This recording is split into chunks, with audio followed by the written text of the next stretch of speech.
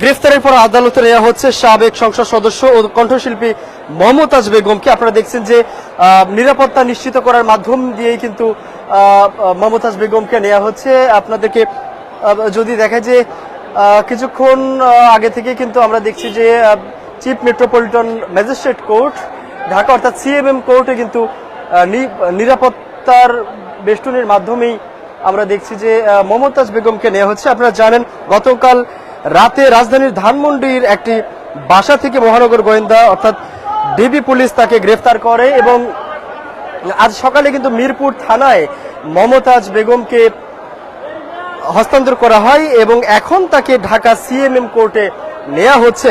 আমরা যতদূর জেনেছি বৈষম্য বিরোধী ছাত্র আন্দোলন নেতা সাগর হত্যা মামলায় সাবেক সংসদ সদস্য কণ্ঠশিল্পী মমতাজ বেগমকে গতকাল রাতে গ্রেফতার করেছে এবং পুলিশ মিরপুর থানার এই হত্যা মামলায় মানিকগঞ্জ 2 আসনের এই সাবেক সংসদ সদস্য এই মমতাজ বেগমকে 7 দিনের রিমান্ড চাইবে আদালতে পুলিশ, এরকমটি আমরা জেনেছি। এখন আবেদনের পর আদালত কয় দিনের রিমান্ড মঞ্জুর করবে সেটি আমরা পরবর্তীতে জানতে পারবো। এবং আপনারা এখন দেখছেন যে মমতাজ বেগম আজ আসবেন, এটিকে ঘিরে কিন্তু সকাল থেকে আদালত চত্বরে অনেকেই অপেক্ষা করছেন। অনেকেই মমতাজ বেগমের সমর্থকরাও এখানে রয়েছে, আবার অনেকেই তাকে ধিক্কার জানাতে চান এইরকমটি আমরা শুনেছি, তারাও কিন্তু এখানে উপস্থিত হয়েছেন।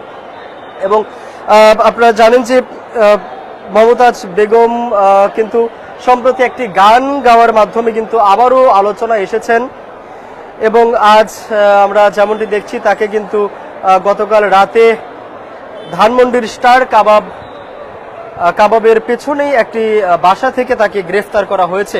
আপনারা জানেন 2024 সালের 5ই আগস্টে আওয়ামী লীগ সরকারের যখন পতন হয় এবং শেখ হাসিনা যখন দেশ ছেড়ে পালিয়ে যান তখন থেকেই আত্মগোপনে ছিলেন মমতাজ বেগম এবং তার বিরুদ্ধে একাধিক মামলার পরোয়ানাও ছিল, তবে এতদিন তাকে খুঁজে পাওয়া যাচ্ছিল না।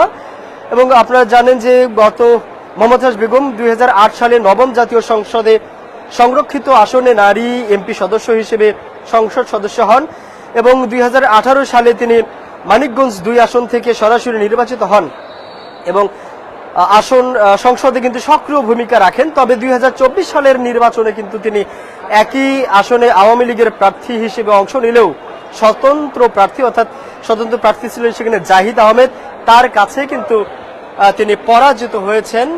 এবং মমতাজ বেগম গত রাতে যখন ধানমন্ডির স্টার কাবাবের পেছনে একটি বাসা থেকে সেখানে তিনি আত্মগোপনে ছিলেন এমনটি আমরা জেনেছি। এরপরেই কিন্তু তাকে গ্রেফতার ঘিরে আলোচনা শুরু হয় এবং তাকে কখন আদালতে তোলা হবে এটি নিয়েও কিন্তু আলোচনা বলা যায় একরকম আলোচনা তুঙ্গে ছিল।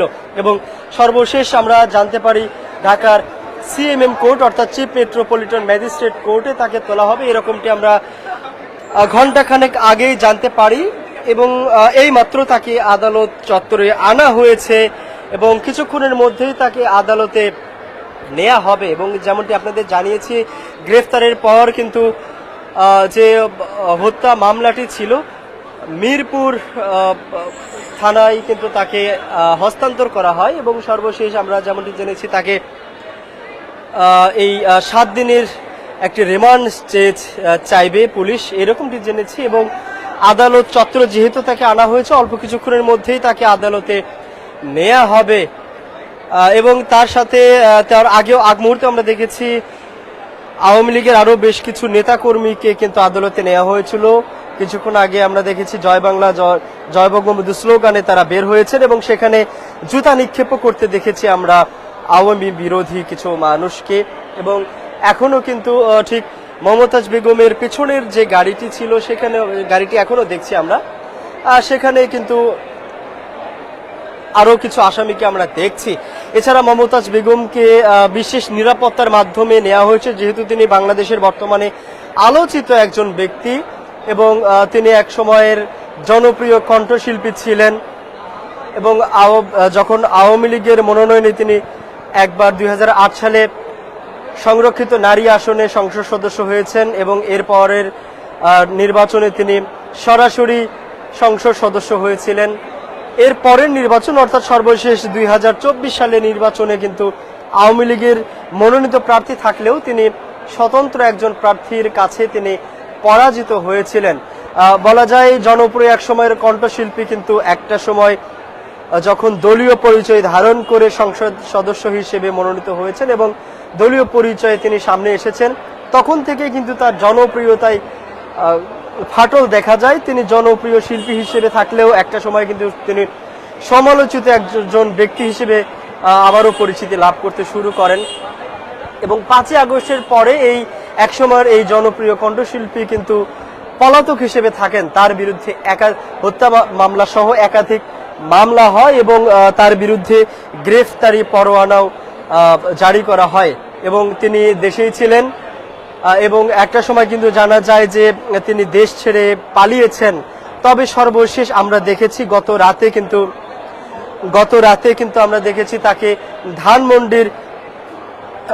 ধানমন্ডির স্টার কাবাবের পেছনে একটি বাসায় তিনি আত্মগোপনে ছিলেন। সেখান থেকেই কিন্তু তাকে আত্মগোপনে থাকা অবস্থায় গ্রেফতার করা হয় এবং তাকে এই গ্রেফতারের পর কিন্তু সোশ্যাল মিডিয়ায় সেটি আলোচনা তুঙ্গে থাকে এবং অনেকেই সেটির যারা গ্রেফতার করেছে তাদের অর্থাৎ ডিবি পুলিশের প্রশংসা করতে থাকেন অনেকেই এবং অনেকেই খুশিতে আত্মহারা হইতে দেখা যায় যে একটা সময়ের জনপ্রিয় কণ্ঠশিল্পীর যেভাবে অধপতন হয়, যেভাবে সমালোচিত হতে থাকে, নতুন করে কেউ যেন কোনো জনপ্রিয় ব্যক্তি যেন এরকম সমালোচনার মুখোমুখি না হন। কোনো দলীয় পরিচয় ধরে যেন কোনো জনপ্রিয় ক্রিকেটার হোক, কোনো শিল্পী হোক বা অন্য কোনো মাধ্যম দিয়ে জনপ্রিয় অরাজনৈতিক কোনো জনপ্রিয় ব্যক্তি যেন রাজনৈতিক পরিচয়ে সমালোচিত না হন এবং ফ্যাসিস্টের দোসর হিসেবে খ্যাত এই মমতাজ বেগমের মতো কেউ যেন নতুন করে সমালোচিত না হন, এই